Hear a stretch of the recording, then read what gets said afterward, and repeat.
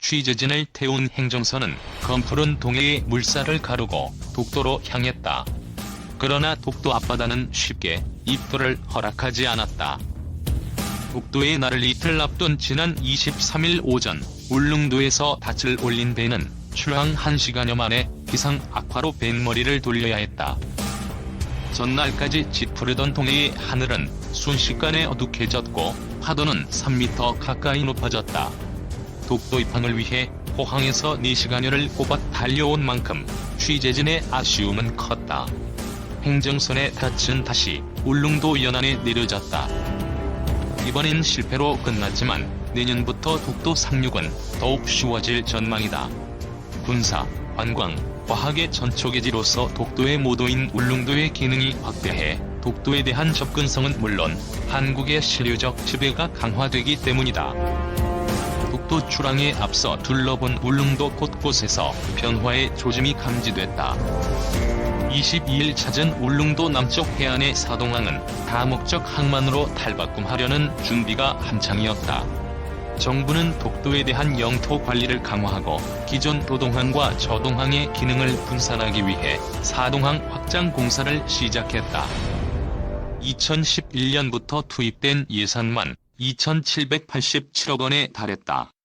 지난해 이미 완공된 길이 640m의 동쪽 방파제는 먼바다에서 밀려오는 파도로부터 항구를 지켜주고 있었다. 내년이면 해군 함정 정방용 부두 400m, 해경 부두 175m, 여객 부두 305m 등 총 1,025m에 달하는 저반 시설이 이곳에 들어선다.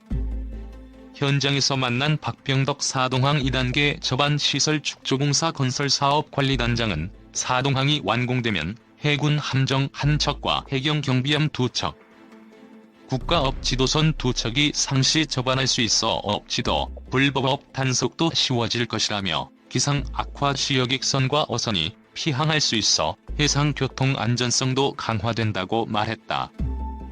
사동항이 완공되면 해군 함정과 해경 경비정의 독도 출동 시간이 현재의 절반으로 단축된다. 기존 죽변항에서 해경 함정이 출동하면 독도까지 약 5시간 50분이 소요됐지만 사동항에서는 독도까지 2시간 20분 만에 도착할 수 있다. 일본 함정은 오키섬에서 독도까지 158km 거리를 약 2시간 50분 만에 항해할 수 있었다. 한국 함정이 일본 함정보다 3시간 늦게 도착하는 문제점을 개선하게 되는 셈이다. 특히 지난 22일 러시아 군용기 6대가 한국방 공식별 구역을 침범하는 등 최근 독도의 군사적 긴장감이 높아지는 상황에서 사동항의 군사적 가치는 크다는 평가다. 2025년에는 사동항 인근의 1.2km, 너비 30m 규모 활주로를 갖춘 울릉공항도 새롭게 들어선다. 동쪽 방파제 외곽 바다를 매립해 건설되며 약 6,633억 원의 사업비가 투입된다. 50인승 이하 소형 항공기만 이착륙이 허용되지만 서울에서 울릉도까지 총 7시간에 달했던 소요시간이 단 1시간으로 줄어든다. 김병수 울릉군수는 공항이 완성되면 연간 30만 명 수준의 관광객이 100만 명까지 늘어날 것이라고 기대했다. 사동항에서 배를 타고 울릉도를 반바퀴 돌아 울릉군 북면 현포리를 찾았다. 바다와 하늘의 경계를 구분할 수 없을 정도로 날이 어두워져 있었다. 한국해양과학기술원 울릉도 독도 해양연구기지만이 불을 밝힌 채 현포항을 내려다보고 있었다. 울릉도 독도 해양연구기지는 국내에서 유일하게 독도의 바다만을 상시적으로 모니터링하는 기능을 수행한다. 임장군 기지대장은 내년 중에는 그간 수건 사업이었던 독도 연구조사선이 건조된다며 그간 회당 400에서 450만 원을 주고 어선을 빌려 연구해왔지만 연구조사선이 건조되면 선박 내에서 2에서 3일 거주하며 독도 연안과 해양 생태계를 들여다볼 수 있다고 설명했다. 울릉도 독도 해양연구기지는 국제학계에 독도의 이름을 알리는 역할도 하게 된다. 2014년 4월에는 일본에 의해 멸종한 독도 바다 사자의 DNA를 확보해 올해 9월 국제학술지 OSJ에 관련 논문을 게재했다. 국제유전자은행의 DNA 발견 장소를 리앙코르가 아닌 독도, 동해로 표기한 설명자료를 제출해 세계에 알렸다. 또 해조류를 뜯어먹어 독도 해역을 황폐화하는 성게의 증식을 억제하는 등 생태계 보전 역할도 수행한다. 임 대장은 이 같은 방식의 연구 활동 역시 독도 생물 주권과 영토 수호에 도움이 될 것이라고 본다며 향후 독도의 해양뿐 아니라 육상 생태계 연구에도 박차를 가할 것이라고 말했다. 울릉공항, 더 안전한 공항으로 확장 건설. 울릉공항이 어둠 속에서도 항공기에 장착된 기기를 통해 이 착륙이 가능함은 물론 착륙대 폭을 대폭 넓힌 안전한 공항으로 건설된다. 국토교통부는 29일 울릉공항 건설 사업 기본계획 변경안을 고시했다. 이에 따르면 항공기 운항 안전성과 공항 운영 효율화를 위해 활주로 폭을 30m에서 36m로 착륙대 폭 역시 80m에서 140m로 확장했다. 활주로 양측에는 4.5m의 갓길도 만든다.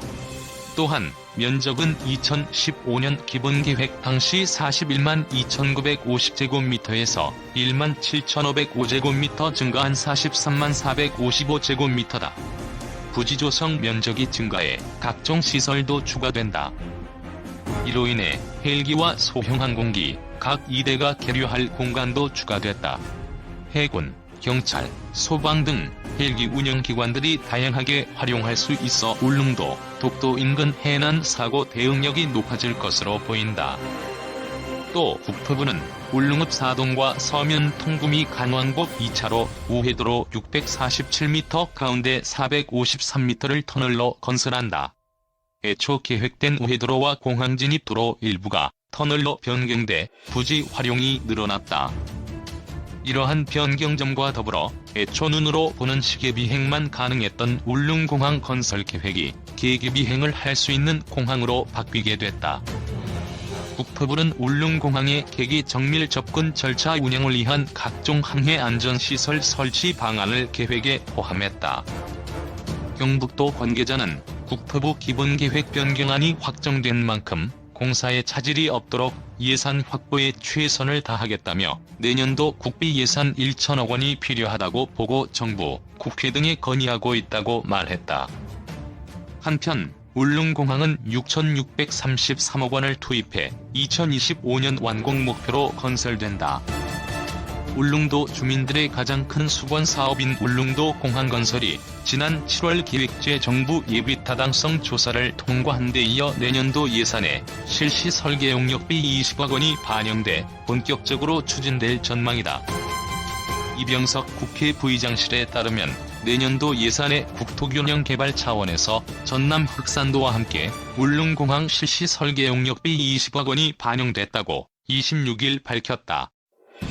이에 따라 국토건설부는 내년부터 본격적으로 울릉공항 건설에 착수, 오는 2019년까지 국비 4,797억 원을 투입해 울릉읍 사동 3리에 50인승 비행기가 이착륙할 수 있는 1,100m의 활주로를 건설한다.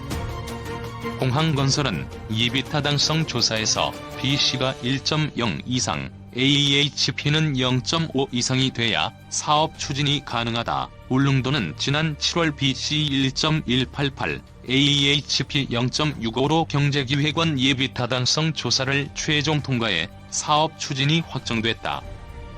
울릉공항 건설은 고 박정희 대통령 정부 때부터 독도 영토 수호 차원에서 추진됐으며 김영삼 정부에서는 IMF, 고 김대중 정부 때는 울진공항에 밀리고 고 노무현 정부에서는 전국이 KTX로 연결되면서 정부의 공항 건설 추진이 약화됐다.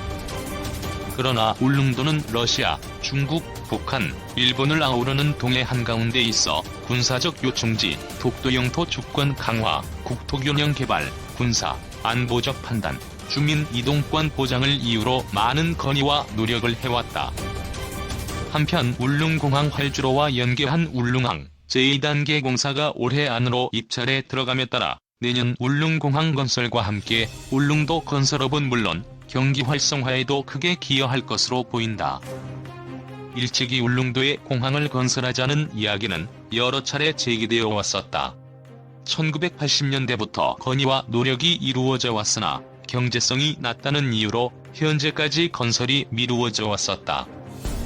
그도 그럴 것이 울릉도는 화산섬인데다 주변 해저에 수심이 깊고 지형이 평탄하지 못해 공항 건설 시 막대한 비용이 투입되어 번번이 예비 타당성 조사에서 실패를 거듭해왔다.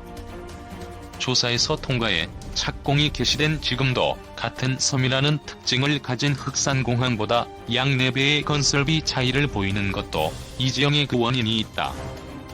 이번 계획에서는 원래 방파제를 건설할 예정이었던 사동항의 방파제를 활주로로 확대 건설하고 그 범위에 있는 가두봉을 절체해 활주로 건설에 필요한 토사를 확보할 예정이라고 한다.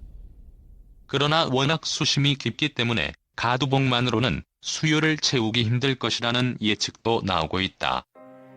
막대한 양의 비용이 들어가는 대공사지만 이마저도 당초 계획이었던 1500m의 활주로 대신 1100m의 활주로로 건설하는 방안을 통해 건설비를 최소화한 것이라는 게 새삼 더 놀라울 따름이다. 사실 울릉도에 공항을 건설하는 것이 그리 막대한 경제 효과를 가져올지는 미지수다. 물론 울릉도 자체적인 경제는 엄청난 이익을 볼 것이지만 투자 대비 이익 문제가 그리 명확하게 나타나는 것은 아니다. 지금까지 울릉공항이 이 예비 타당성 조사를 통과하지 못했던 것도 바로 투자 대비 이익 문제가 항상 거론되어 왔었다. 그럼에도 불구하고 이번에 울릉공항을 건설하는 이유는 단순히 경제적 효과만이 아닌 복합적인 요소가 함께 고려되었다고 볼 수 있을 것이다.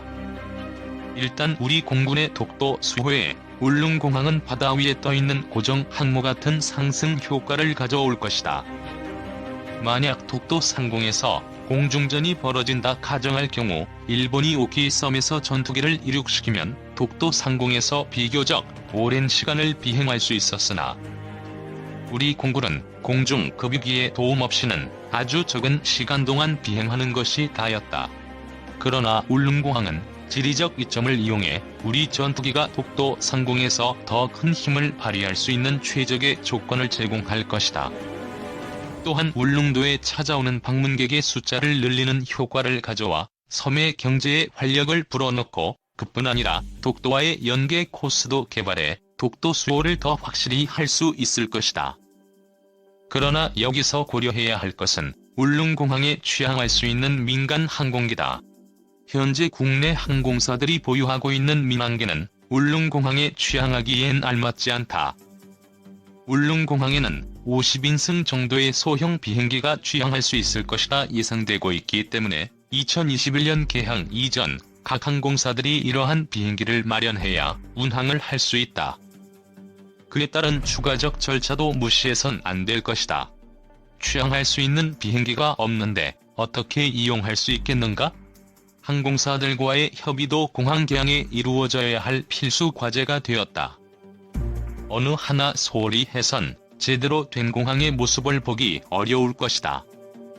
비행기를 타고 바다를 건너 남해의 제주뿐 아니라 동해의 울릉까지 하늘길이 열린다. 막대한 비용이 투입되는 사업인 만큼 국토 수호와 발전이라는 두 마리 토끼를 잡는 일이 되어 두고두고 유용하게 이용할 수 있게 되었으면 하는 바람이다. 올해 착공에 들어가 오는 2025년 개항을 목표로 추진 중이 울릉공항의 활주로 길이의 연장 필요성이 제기됐다. 경북도가 한국항공대학교 등과 함께 진행한 지방공항과 산업연계 및 이용 방안에 대한 연구 용역 최종 보고회에서 이 같은 방안이 제시됐다. 이번 용역에서는 울릉공항이 개항하면 여객선을 이용한 수용의 항공이동뿐만 아니라 교통 편리로 인한 신규 수요가 발생하고 이로 인해 울릉도 관광 산업에 큰 도움이 될 것으로 기대했다. 하지만 국제선과 부정기 항공편 활성화를 위해서는 활주로 길이 연장 가능성을 검토해야 하는 것으로 분석했다. 울릉공항은 연간 53만 명 규모의 여객을 처리할 수 있는 터미널과 50인승이 이착륙할 수 있는 활주로 시설이 계획돼 있다. 이 같은 소형 활주로 길이로는 극동 러시아, 일본, 중국 일부 등 울릉도와 가까운 외국인 관광객 유치만 가능하다. 또 내국인 면세점 도입과 도서지역 항공료 지원 정책 등을 제안했다. 절취해 바다를 메우고 부지 정지 작업을 통해 터미널이 건설될 가두봉. 울릉공항 건설은 가두봉을 절취 4석과 육지에서 4석을 반입해 바다를 메우고 대형 케이슨을 4석 위에 안착해 활주로를 만들고 가두봉을 절취한 광장을 평탄 작업을 통해 터미널 및 계류장이 건설된다. 울릉공항은 지난해 대림산업 컨소시엄이 공사를 낙찰받아 현재 실시 설계 검토에 들어갔으며 매립 및 환경 영향 등 각종 인허가가 끝나면 오는 9월께 착공을 목표로 하고 있다.